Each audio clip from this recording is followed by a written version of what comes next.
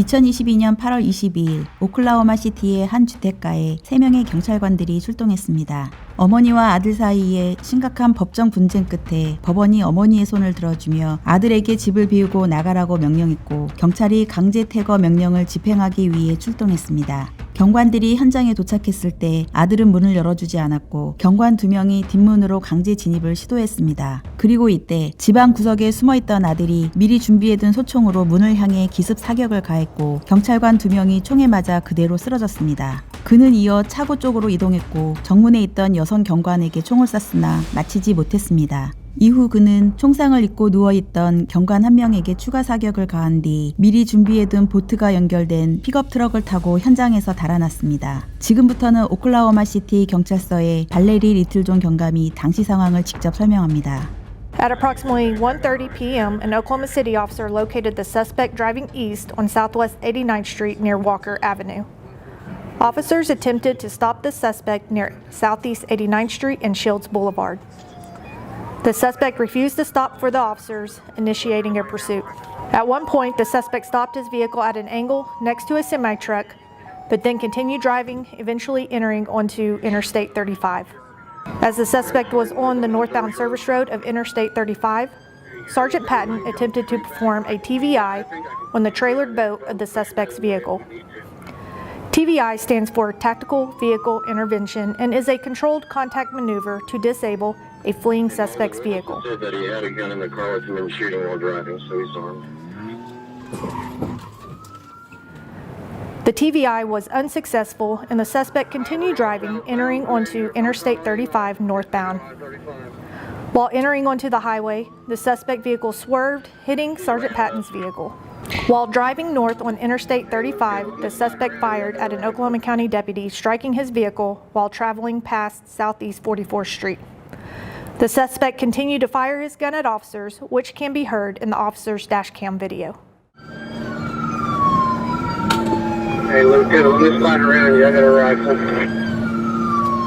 Hey, who's up front of the TVI train? Get off the radio. Shots fired. He's shooting out of his window. Everybody back off except for that front car. Let's give him a chance. Everyone's with you. You want me to call this? Yes, everyone call it. Shots fired again. Shots fired. He's still shooting. Officer Boxwell set up on the inside shoulder of southbound Interstate 35 around Southeast 25th Street and discharged his rifle at the suspect as he drove past him. Just north of 25th. The suspect continued driving. Shortly after, Sergeant Patton, who was the first patrol vehicle behind the suspect, discharged his rifle from inside his vehicle toward the suspect vehicle. Shots fired. Shots fired.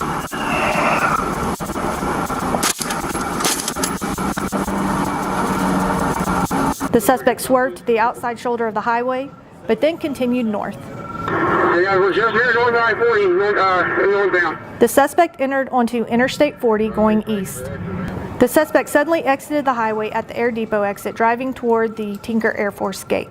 The suspect held a rifle out of the window as he pulled up to the gate with several occupied vehicles around.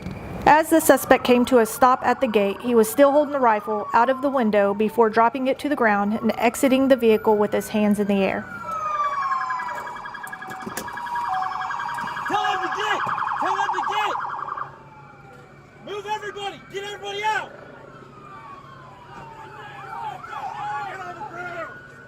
Several officers converged on the suspect and placed him into custody.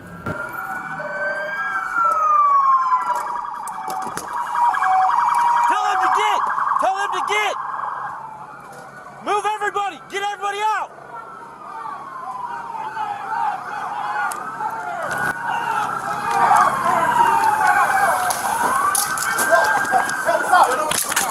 Hey!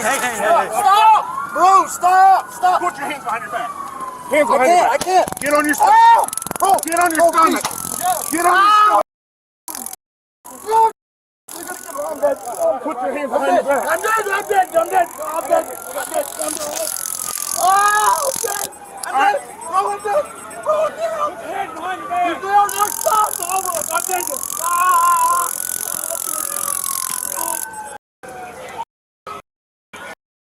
You guys, stop! 용의자는 팅커 공군기지 정문 앞에 차를 세우고 자수했고 그는 35살의 벤자민 플랭크로 확인되었습니다. 벤자민은 인근 병원으로 이송되었으며 그는 총격 과정에서 어떠한 부상도 입지 않은 것으로 확인되었습니다. 차 안에서는 여러 정의 총기가 추가로 발견되었습니다. 오클라호마 카운티 보안관 사무소에서 25년간 근무해온 바비 스워치 경사는 총상을 입고 끝내 숨졌으며 함께 출동했던 마크 존스 경관은 병원으로 이송되어 치료를 받은 뒤 퇴원했습니다. 벤자민 플랭크는 1급 혐의, 수 3건, 차량을 이용한 총기 발사 혐의 등으로 기소됐으며 사건의 중대성을 고려해 보석은 허용되지 않았습니다. 그러나 2023년 2월 변호인 측이 피고인의 재판 진행 능력을 확인하기 위한 정신감정을 요청하면서 형사 절차는 일시 중단됐습니다. 그리고 한 달 뒤 정신건강국의 감정 결과가 제출되자 법원은 강제 수용 명령을 내렸고 벤자민은 주립정신병원으로 강제 이송됐습니다. 이후 정신병원에서 치료가 이어졌지만 벤자민의 정신 상태는 재판을 진행할 수 있을 만큼 회복되지 않았습니다. 그리고 2024년 2월 벤자민이 정신과 약물 복용을 거부하자 검찰은 강제 약물 투여 명령을 신청했고 약 3개월 뒤 판사가 검찰의 손을 들어주며 강제 약물 투여를 허가했습니다. 그러나 강제 약물 치료 이후에도 피고인의 재판 수행 능력은 회복되지 않았습니다. 결국 2025년 10월 판사는 형사사건을 공식 기각했고 피고인을 교정시설이 아닌 주립정신병원에 계속 강제 수용하도록 명령했습니다. 이 결정에 대해 희생자 유족과 경찰 노조는 사법 시스템의 완전한 실패라며 강하게 반발했습니다. 하지만 사건은 여기서 끝나지 않았습니다. 2026년 1월 주 검찰은 사건을 다시 진행해야 한다며 동일 사건에 대해 재기소와 함께 피고인의 정신 상태를 다시 평가할 것을 법원에 요청했지만 2026년 5월에 다시 한번 기각됐습니다.